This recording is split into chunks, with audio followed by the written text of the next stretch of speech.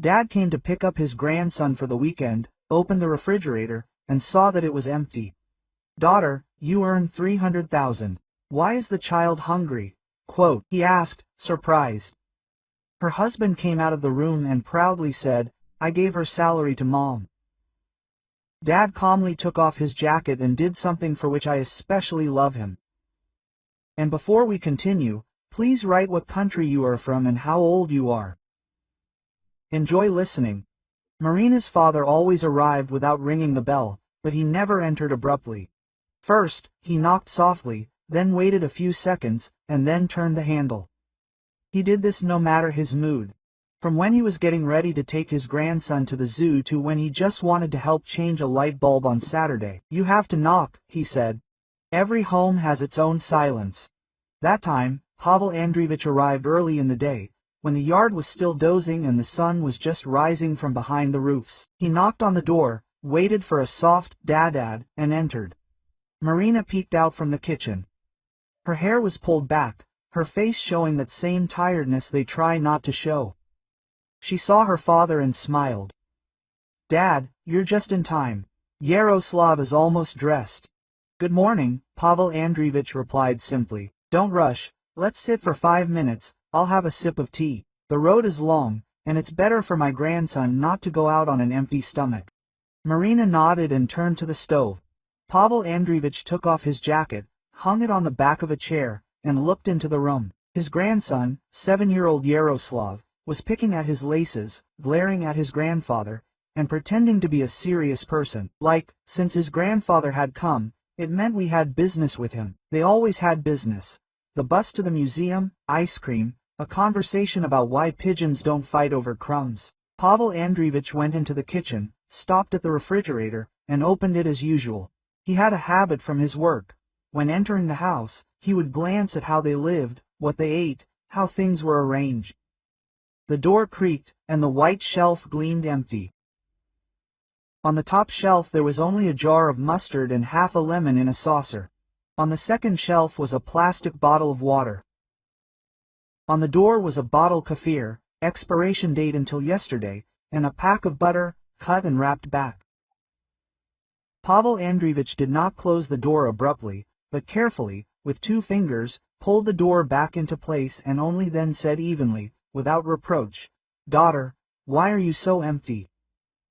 Marina turned around and, like a person caught with an unfinished thought, said the first thing that was true. "Then we'll buy money for now." "Well, I allocated it for medicine. Yarek has a runny nose, and it's time to pay for the mug." Pavel Andreevich stood for a second, looked at the kettle, at the burner, where water was quietly stirring in a small saucepan. "You earn well with us," he said, not a question, but a reminder. "We are not poor.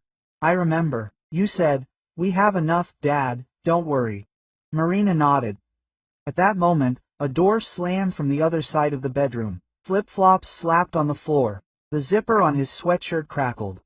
Igor, Marina's husband, walked into the kitchen, tall and shaven, holding a cup.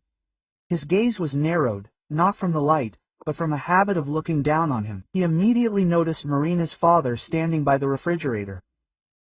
"Oh, Daddy's here this morning, as if he were going to work," he said, taking a sip of coffee.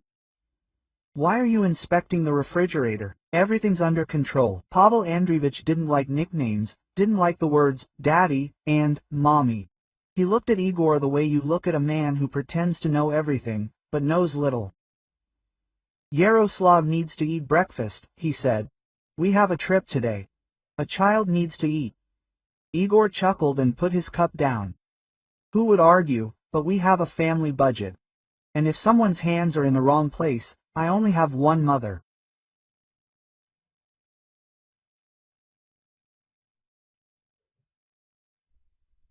He turned to Pavel Andreevich as if he had fired a slingshot through the window, and said proudly, "I gave her salary to Mom." "So, does everything in our family work out right? Marinka already earns enough, she won't go broke. And Mom is a pensioner, she needs it more." Quote. The kitchen felt somehow empty, not just on the shelves. The air was sucked out. Not a single loud phrase from Pavel Andreevich, not a single, "oh my." He simply slowly took off his jacket from the back, but did not put it on. folded it in half, carefully placed it on the chair. This gesture from him meant one thing. This conversation will not be on the go, but here and now, and it will be to the point. Marina, he said quietly. Go to Yaroslav, help him with his laces. Igor and I will talk for 2 minutes. Marina wanted to say something, but her father's gaze was even and calm. I won't do everything myself, I'll do what I have to. She nodded and left. The slippers in the room creaked faster. Yaroslav tried to hurry, like an adult. Pavel Andreevich sat down on a stool, placing his palms on the table. Igor remained standing, pretending that he had decided the outcome of the conversation. Listen carefully, said Pavel Andreevich. I'm asking you once and for all, how do you live? Igor chuckled. Where will I have to? I know how to find a job now. I work part-time, but we have a family, and where there's a weak link, we support. Mom is the weak link, it's hard for her. Pills. Marina can't spend everything on herself. Pills are sacred, agreed Pavel Andreevich. Let's do it this way then. Now you give me Marina's card, if you have one, and all the additional cards that are linked to her account. Then I take Marina and my grandson, we go to the bank, close access, set limits. You, like a man, go and find a job. Any job, but a job. My daughter will decide the financial matters of my daughter and my grandson, not you. From today. Got it. Igor snorted. This is my house. I decide, and in general it's none of your business where Marina transfers the money. This is my grandson, said Pavel Andreevich. This is my daughter. As long as you live in this house, act like a husband, not a delivery boy for your mother. I'll repeat it. Put the cards on the table. Quote. Igor prepared, but not for long. He laughed until Pavel Andreevich's gaze became completely direct, without a single blink. Then he threw the cup in the sink, reached into the pocket of his sweatshirt, pulled out one card, then a second. He took a third card from the wallet on the refrigerator. He tapped them on the table. Here, take them. Block them. Just don't touch my mother. Mom has nothing to do with this. No one is touching your mother, Pavel Andreevich replied calmly. I'm talking to you. You're an adult, you made your own decision, and you're responsible for it. Right now, it's simple. We're going to the bank. You stay home and figure out how to move on. We'll talk again when I get there.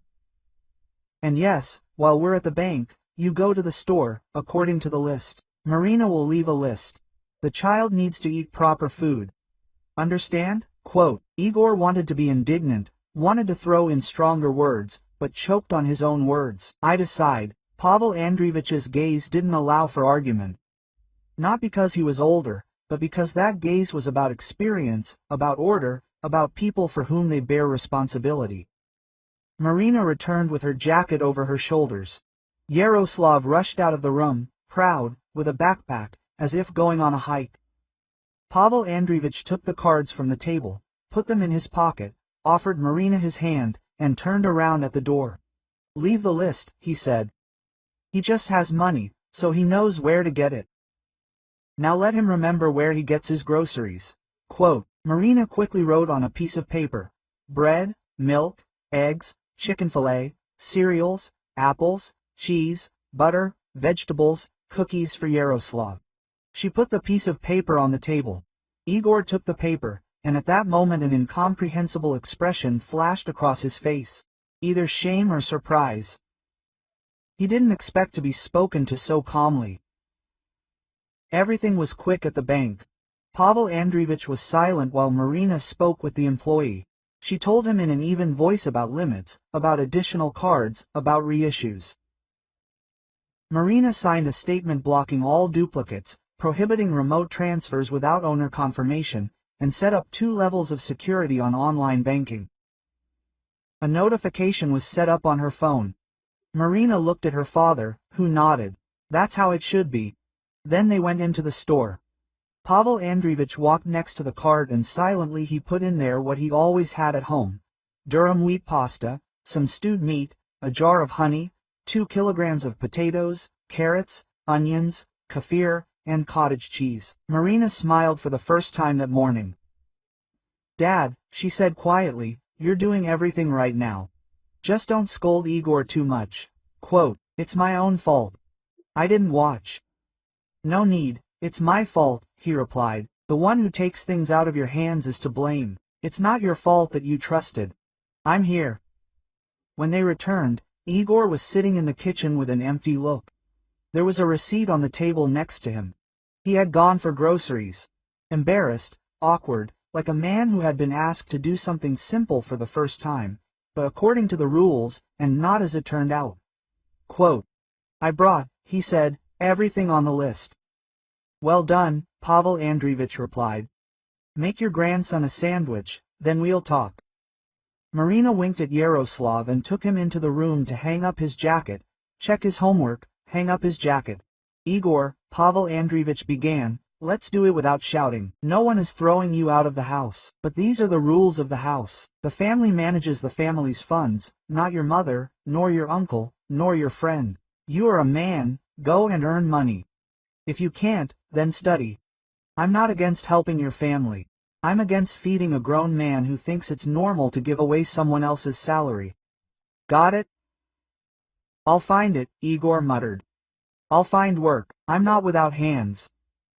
I believe you, Pavel Andreevich nodded. That's why. Today you collect the documents, tomorrow you go. Where you've been meaning to for a long time, there's a report in the evening. Not in front of me, but in front of my wife, and yes, I'll put a bag of cereal, flour, and canned goods in the hallway. This is not alms. This is a guarantee that our grandson won't go without food. And don't even think about saying we could have managed. We couldn't have managed if the refrigerator is empty. Igor was silent. It seemed that for the first time in a long time he heard not punishment or shame, but a simple plan. Do it once, do it twice. Such plans are convenient to live by when you're scattered inside, but it's hard to admit it. The day turned out to be unexpectedly calm. Yaroslav went away with his grandfather for half a day. A museum of old cars, ice cream, feeding pigeons in the park, endless stories. Marina was at home, putting cereals in jars, laying out napkins, and putting out a bowl of apples so the child could see there was food at home. She called her mother and briefly explained the situation. Her mother sighed and said, well, you're Igor, as always, we'll manage, Marina replied. In the evening, Pavel Andreevich returned with his grandson. Yaroslav brought a book about cars from the museum and a drawing, a rectangle on 4 circles. Pavel Andreevich put another bag of groceries in the hallway. For the first time, he said, I would have brought them anyway. Don't argue, let's have dinner together. Quote, Igor arrived late, but he came with specifics. There were 2 numbers in the phone, the warehouse manager's and the foreman's. Both were offering work starting Monday. Igor said this like a man who doesn't believe he's accomplished anything useful. I'll go tomorrow, he added, swallowing his tea too quickly. I'll start with the warehouse in the morning. Okay, said Pavel Andreevich. Just don't quit after a day, and then tomorrow at 9 o'clock I'll come again. I want to take Yaroslav to the doctor. His nose is stuffy. Marina, get the card and the insurance policy ready. Igor doesn't mind. Quote, Igor shook his head. As Pavel Andreevich was leaving, he slowly, almost symbolically, threw his jacket over his shoulders again. This gesture now meant something different. It was not us talking, but we were in a new place. At the threshold, he leaned toward Marina and quietly said, I'm here, but you're the one living. I won't live in your place, but we have set boundaries. Quote, Thank you, Dad, Marina replied. I understand. The next days passed in a new way. Igor really did go to the warehouse, returned that evening tired, dirty, and for the first time in a long time, didn't complain about a bad shift, but said, it's fine. On the 3rd day, he couldn't take it anymore and complained about the foreman, about the heavy workload, about the abusive relationship. Pavel Andreevich sat in the kitchen and listened. Then he asked, how much did you lift today? What's that? Igor waved his hand, but then he was honest. A lot. So, there's something to hold on to. You'll endure it, you'll earn it. If you can't, find another one. But not home, not the couch. Home is not a place to escape. Home is a place to relax. Marina did what she knew how to do these days. She made a family spending plan, divided it into must-haves and optional. She wrote on a piece of paper, groceries this much, utilities this much, children's activities this much. She hung it on the refrigerator with a magnet. In the evening, the three of them discussed where they could cut back and where they couldn't. Did they argue? No. For the first time, no, because it was a list on the table, not words. Igor didn't immediately accept the new arrangement. Like a man accustomed to easy decisions, the old spring kept clicking inside him. But was it possible? Well, once. Well, to Mom. He called his mother on the second day and, not realizing he was speaking loudly, explained that things were tight now, but things would get better soon. His mother was indignant, demanding at least 5,000 rubles be transferred immediately. Igor wriggled out of it, promising to do so on Monday. Pavel Andreevich, sitting in the kitchen with a newspaper, heard snatches of it and didn't intervene. Then he went to the window, opened it to air the conversation, and quietly said, "Igor, family is not an ATM. The ATM is where you work, not at home. Remember this simple rule. And explain it to your mother. If she doesn't understand, turn off the phone." Marina didn't close her eyes to the fact that Igor wasn't perfect and could lose his temper, but for the first time she felt that she wasn't alone in carrying the family. Her father was nearby, and her own clear head, in which lists and plans were in place. Her son was nearby, for whose sake it was worth not putting off candy until the weekend, and buying milk not later, but on time. 2 weeks passed. The refrigerator was no longer empty. Food became simple and understandable. Soups, porridge, baked chicken, salads. Yaroslav stopped begging for cookies right now. He knew what would be for an afternoon snack. Marina went to the market once a week, bought a kilogram of cottage cheese, 2 kilos of apples and a whole bunch of greens. Pavel Andreevich sometimes gave her a ride, helped her carry her bags, and his hand didn't let go of the bag handles until the very threshold. Igor returned tired day after day. A couple of times he broke into shouting, falling into his old habit of turning the conversation into a joke, where the joke was sharp as a needle. Marina would then say briefly, "Stop, then be quiet now." Igor, to his own surprise, fell silent. Either fatigue had dried up his harshness, or the new order really did create actions, not impressions. On Saturday, Pavel Andreevich again came early to pick up his grandson. He knocked, entered, and took off his jacket. The refrigerator didn't creak empty. Jars and containers stood neatly behind the door. Sliced bread lay on the table. In the room, Yaroslav was already packing his things into a small backpack, an apple, a car, a book. Marina put on his jacket and smiled. Igor left the room, approached Pavel Andreevich, and unexpectedly extended his hand. Quote, "Thank you," he said. If it hadn't been for him, then he didn't finish. "I understand, I'm trying. It's hard, but I'm trying." "Hard, that means you're going," Pavel Andreevich nodded. "Easy, that means you're standing still. Walking is always harder, but that's what the road was made for." He took off his jacket again, but this time to hang his scarf on Yaroslav. The wind was blowing in the park. And this brutality was exactly why Marina loved him most. He always did what was needed, calmly and on time. A month later, things were completely different in the house. Not because everything had gotten better like a fairy tale, but because every day was like a brick. Igor hadn't turned into the perfect husband. He had breakdowns and heaviness and irritation.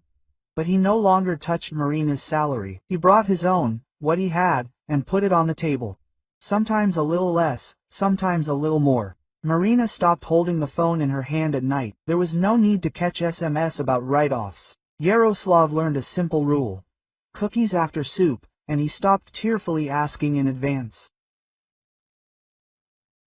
Igor came home after work, put the pears he'd bought on the table, sat down, took off his hat, glanced at the notebook that was lying on his nightstand, and also briefly wrote, "Today I worked my shift, paid for the club, fixed the outlet. Tomorrow I'll get a medical record so they'll hire me more often." He didn't show this notebook to Marina, and she didn't ask. And for the first time in these long months, instead of a heavy stone, a small, smooth pebble settled inside her. This is when you believe not words, but steps. Pavel Andreevich began to come by less often, not because everything was fine, but because everything was going well. He showed up as before. He'd knock, wait, come in, hang up his jacket, look in the refrigerator not with suspicion, but with habit. He'd smile normally, pour himself some tea, and leave. As soon as he sensed what was next their life, not his.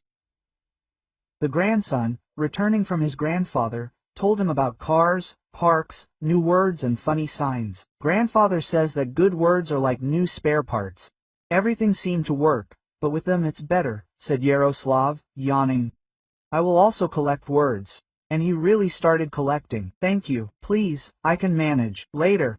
Now, it is necessary. It is possible. One evening Pavel Andreevich brought into the house a small frying pan with a thick bottom. Quote, take it, he said to Marina. It's convenient for making cutlets and scrambled eggs faster.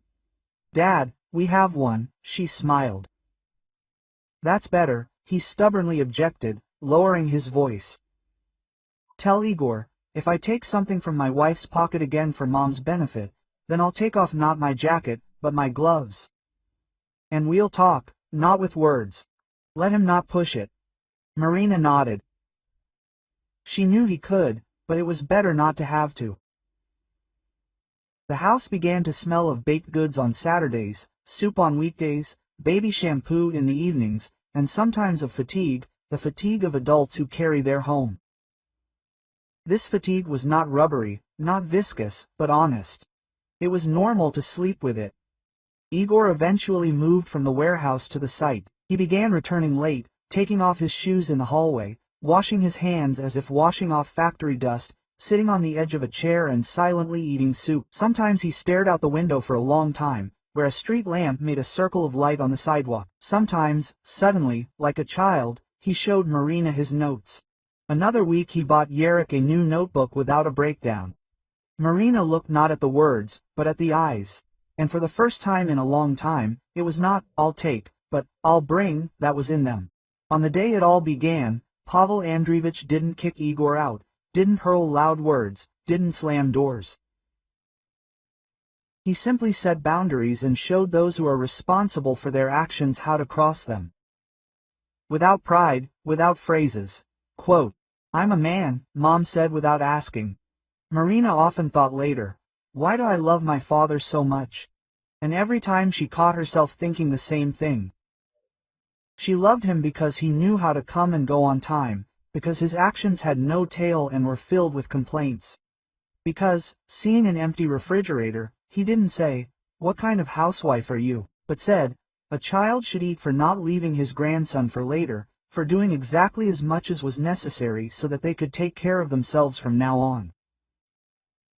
When Marina opened another page of her notebook a few months later, she wrote briefly, to live with my family, to cherish those who are with me, to thank those who are near.